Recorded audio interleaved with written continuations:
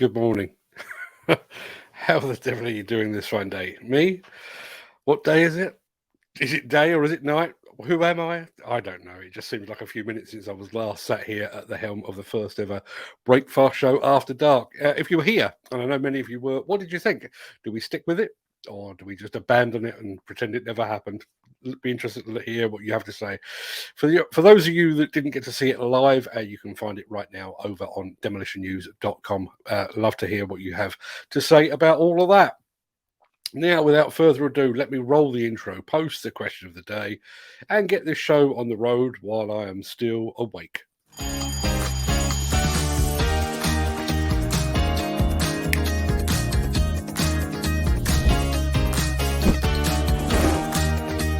Welcome to the Breakfast Show. I'm your host, Mark Anthony.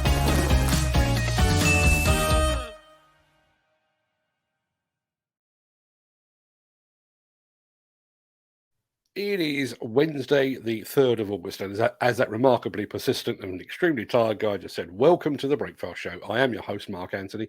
In today's show, Case unleashes the Minotaur. A day in the life of a JCB Pothole Pro.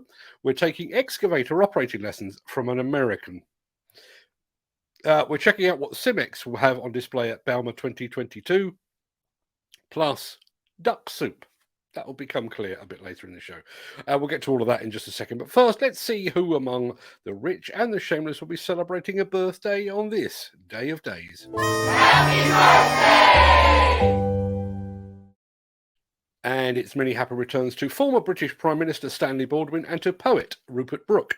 Happy birthday also to crooner Tony Bennett, broadcasting legend Terry Wogan, actor Martin Sheen, and to Argentinian soccer star Ozzy Ardiles, to Metallica frontman James Hetfield, bodybuilder Jay Cutler, and to the quarterback's quarterback, Mr. Tom Brady. Many happy returns to them, one and all.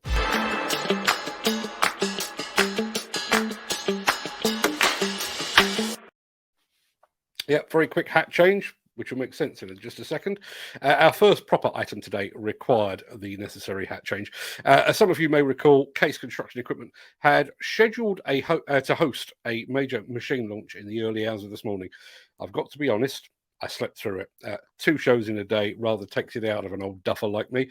However, after some mad scurrying about this morning, I am delighted to tell you that we can now show you what the Minotaur is all about.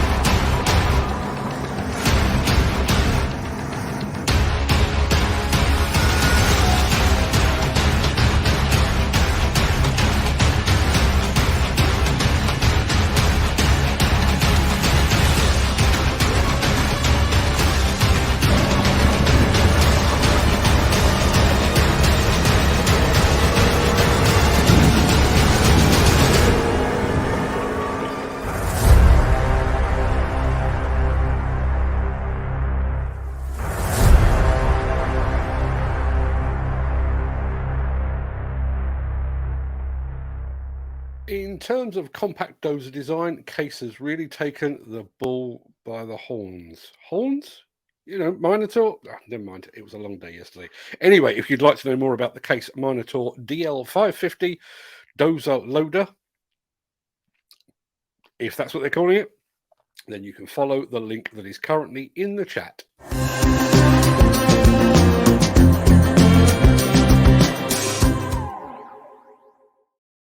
Back to the old trusty hat. Can't go anywhere without it. Right, okay, so yesterday, as soon as yesterday's morning show was over, I took a stroll to a place called Bourne over in your village, which is about 1.5 miles that away. I know that means nothing to you, but it is about 1.5 miles that way. Over the weekend, I'd spotted the fact that the fine folks at Land and Water group were getting ready to desilt a pond over there.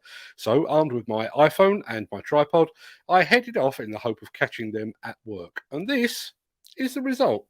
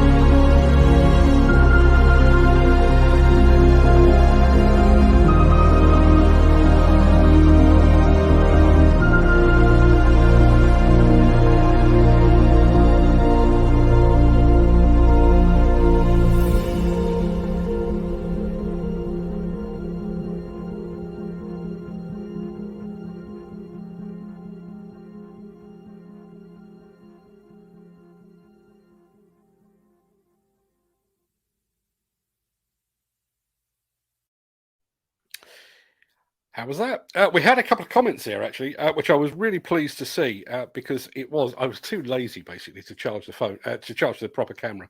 So I just went with the iPhone. And yes, it was all shot on an iPhone. And yes, I did have a bit of a play around with it. And if any of you are keen amateur ornithologists, you may have noticed some slightly disingenuous bird song at the very beginning. I can tell you the bird song was actually recorded in Sweden and overlaid onto something shot 1.5 miles up the road. The lengths I go to keep you people happy, you would not believe. Right, okay, on with the show.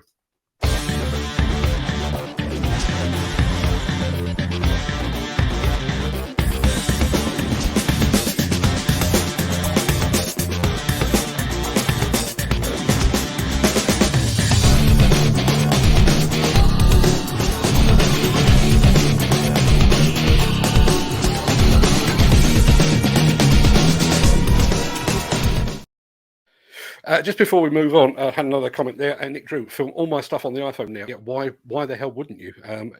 It does mean that I've got a couple of grand's worth of camera parked up doing absolutely nothing, which seems ludicrous, but the quality is that good. And I forgot to say, I have to say hats off to the team at Land and Water Group. I turned up completely unannounced and they were extremely friendly to me and to the passers-by that stopped to find out what was going on. They were also taking very good care of the resident ducks and a couple of herons as well. So hats off to them for that. Now, as you all know by now, I'm not an equipment operator. Never have been, never will be.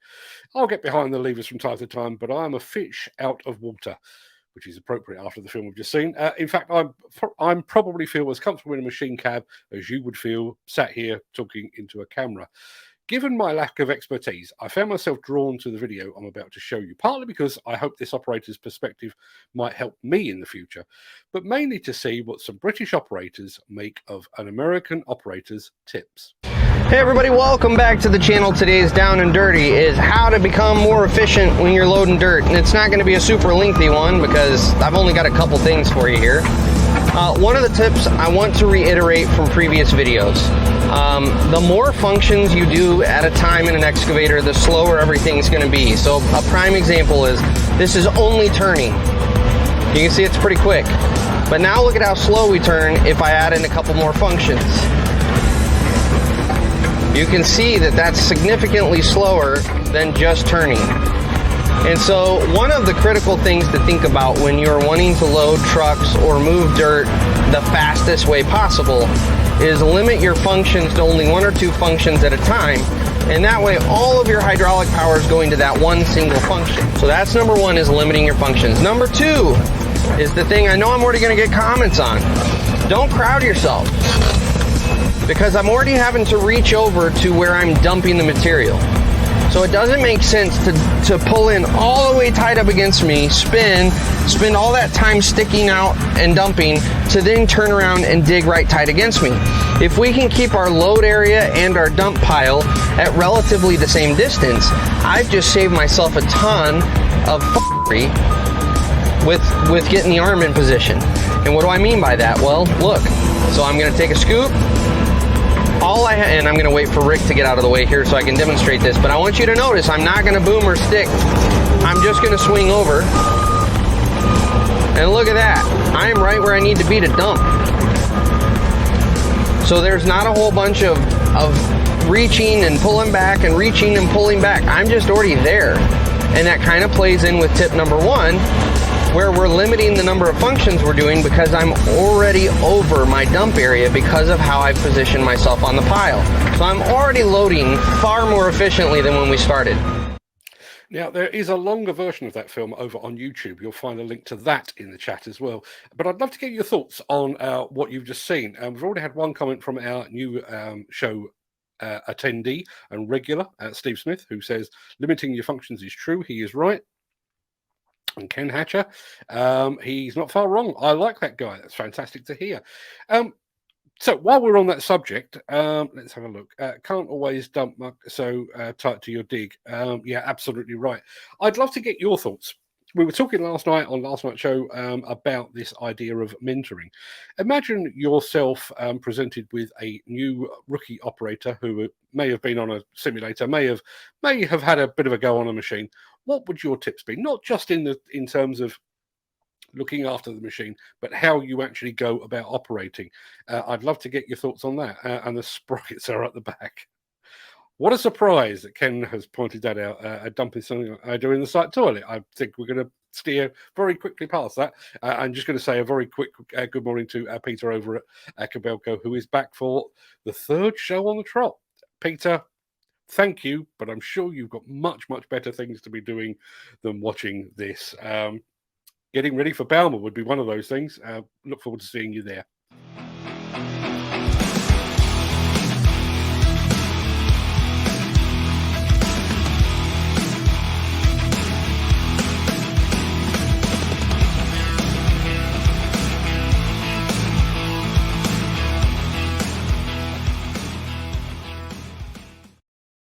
And speaking of Bauma, it's almost like we planned these shows, isn't it? Speaking of Bauma, Bauma 2022 is now just 82 days away. And so it's time to, once again, to look ahead at some of the products that will be on display.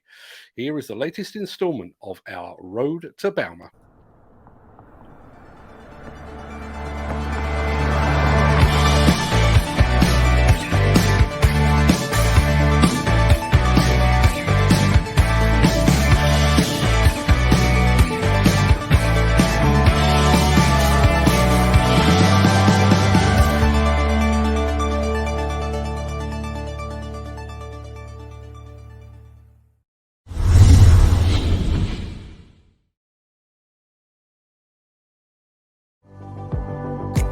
Welcome to Simex, the Italian manufacturer of hydraulic attachments, based in San Giovanni in Persiceto, in the production district of Emilia, Italy.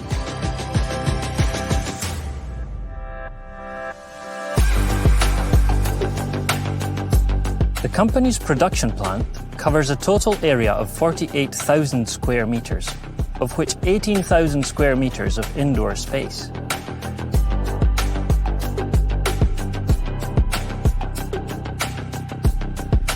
Capable of manufacturing up to 500 units per month during peak demand periods, this state-of-the-art production department, the most technologically advanced screening buckets for excavators are built, Simex VSE.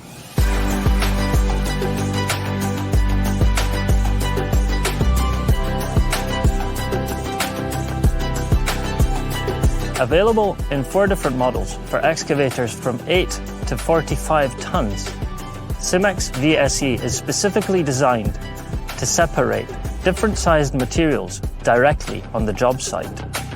Let's have a look at its characteristics. First of all, the exclusive Simex patent allows the rapid adjustment of the output size of the screened material in only seconds via a control in the operator cabin. This revolutionary system, the first of its kind, allows the shafts to be instantly distanced and closened with a maximum shaft travel of 40 millimeters. It guarantees speed of execution, versatility, being able to work on different materials, and considerable time saving. The second characteristic that makes these buckets unique is the new screening tool system. It's called FIT and has 3 important features.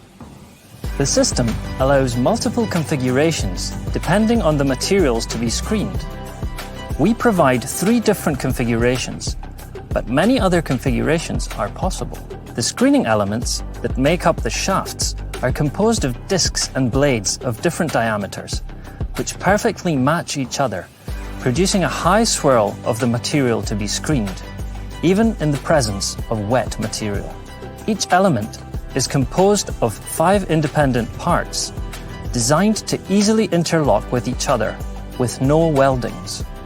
They are easily replaceable without difficult operations or the needs of shafts unstrapping. This means 75% less maintenance cost, as it is possible to change 1 single disc or blade. Very easy loading thanks to the wide mouth, shaped as a standard bucket, and incredibly durable thanks to a solid structure improved by Hardox. SAE bucket capacity from 0.4 to 1.8 cubic meters. Now, let's find out all the system's advantages. The adjustable output size, controlled directly from the cabin, allows the operator to separate different sized materials with no downtime. On the other hand, traditional screening buckets need long and complicated technical operations to change the output size. For instance, by changing the screening tools or distancing the shafts. Thanks to the specific design of the screening system and the high swirl produced, even the wettest and muddiest material is easily screened without it sticking to the bucket elements, as often happens to traditional screening systems. FIT, the brand new available screening tools, give the operators a fully configurable screening system, effective in any condition with a wide range of materials and soils, with less costs of maintenance.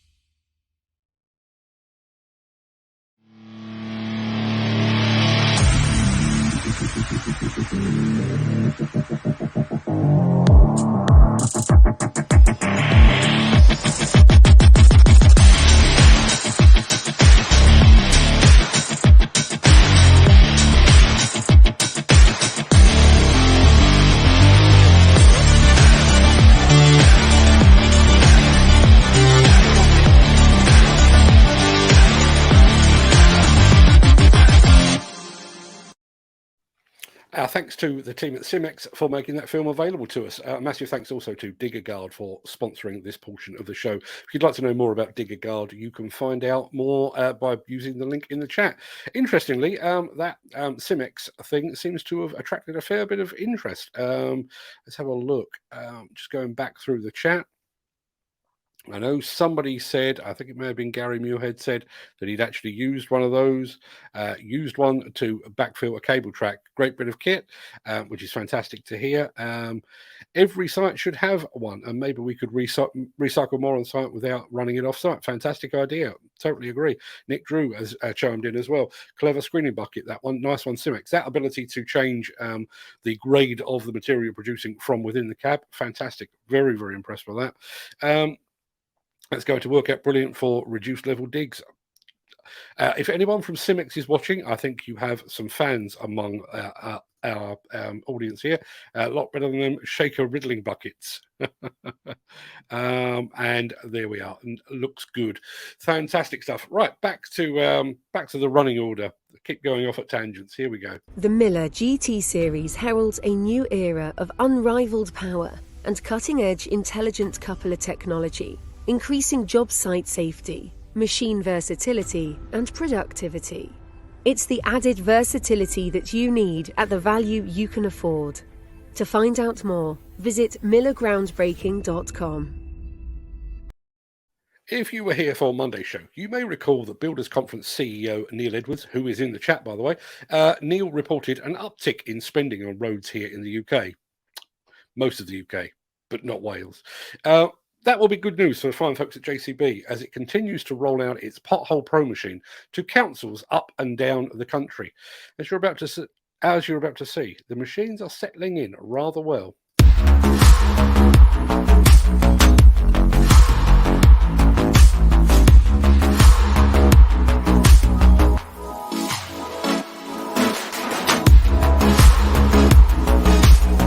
I'm Nick Beardmore, Highways Supervisor for Coventry City Council, and basically I've been supervising this since we had it about 4 or 5 months ago.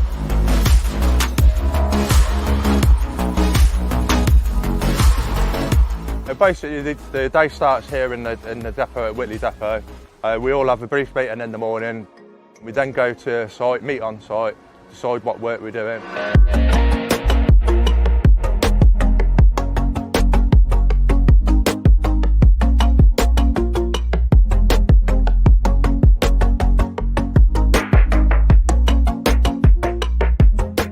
Start with the planer where we plane the road out.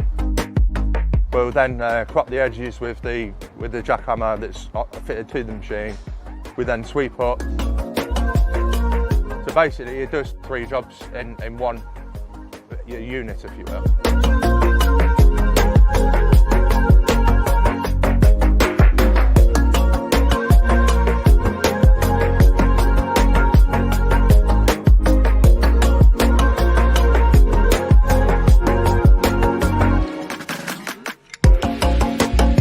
It is a really good machine, and like I say, it breaches that gap between hand patching and big machinery, if you will, whereas we've not really had anything like that that's been able to breach that gap. If you've got something, say 100 square metres, that could take a gang 4 or 5 days to do by hand, whereas this will do it in a day. So we're looking at about 5 times as much a day on average.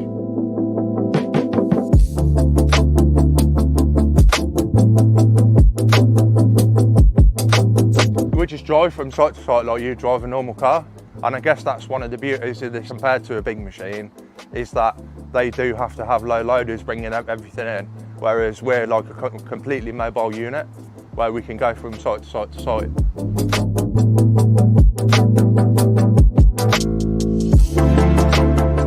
Health and safety wise, even though the planer does plane the surface, you might have utility boxes, you might have to cut edges.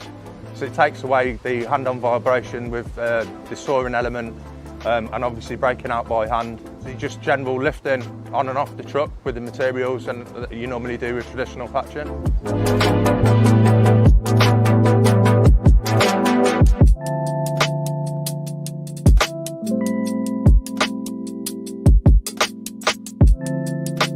We can either hand lay or get a machine in to lay if we want to do even bigger areas than say 200 or 300 square metres. So yeah, it is all round, it is good for Coventry, yeah.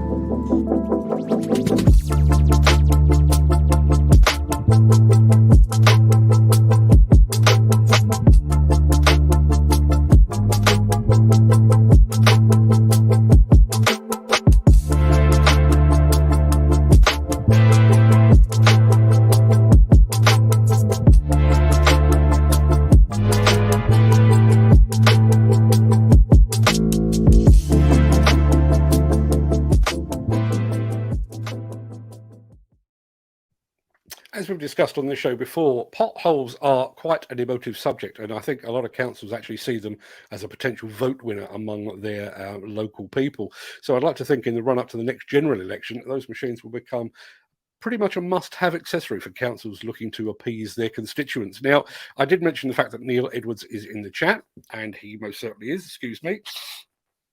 Morning, Mark. Looks like UK Construction still hasn't received the memo. Nearly 500 million of new contract awards in 2 days, researched by the fantastic team here at the Builders Conference. If you'd like to read an article on last month's construction awards, go to, and there is the link. I would recommend that, mainly because I had a hand in it, but go and have a look. It will certainly put a spring in your step because the UK construction industry is bucking the trend somewhat. And bearing in mind that we aim, the benchmark for UK construction contract awards is somewhere between 4 and 4 billion per month. £500 million in the first 2 days, not to be sniffed at all. Fantastic stuff. Let's have a look. Just going to throw this one up very, very quickly. Pothole Pro from JCB. How interesting. Yeah, you're absolutely right. We'll come back to that in just a second because I've got to play this. Sorry to interrupt the guy with the funny glasses, but if you're enjoying this video, please hit the like button as it helps our channel.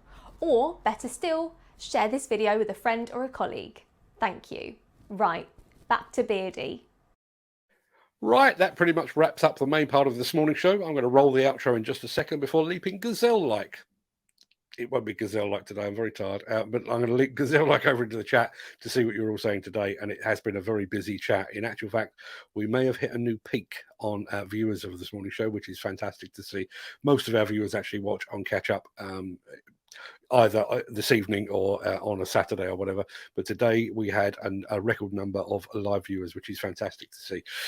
If you can't stick around, please stay safe, look after yourself, your family, your friends and your colleagues. Have a great day and thanks for watching. But if you do have the time and the inclination, I will see you on the other side of this.